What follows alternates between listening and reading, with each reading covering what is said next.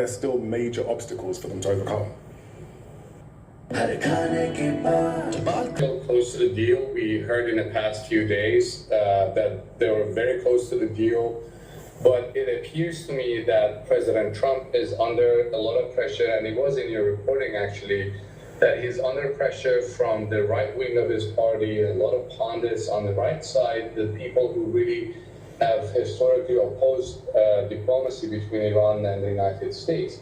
So he really doesn't want to give him any excuses. That's why he needs to adopt a more kind of a hardliner position, especially when it comes, again, as it was in your reporting, on freezing of the Iranian assets. This is why I think there's a lot of back and forth. The Iranian side has also said that they want assurances about the deal and the future of the deal. They've also threatened that if it doesn't serve their interests, they're going to tear it apart, and they actually used the example of the U.S. in 2015. So there's a lot of back and forth, and both sides are trying to protect their chips. President Trump did recently describe the deal as largely finalized, though. So do you think that was an accurate reflection of where things were at?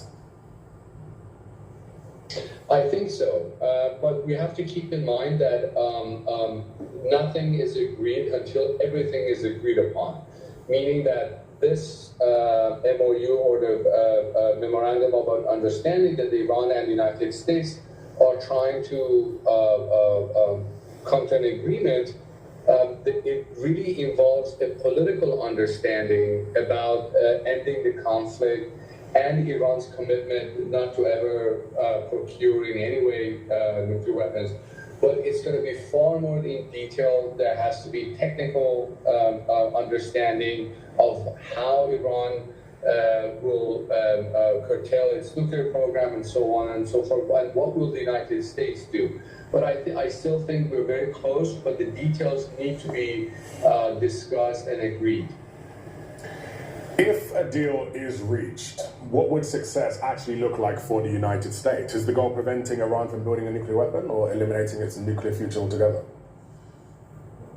Well, I think the president's stated comments are that Iran cannot have developed nuclear weapons. This is something that the Iranians have committed themselves under the NPT and actually JCPOA.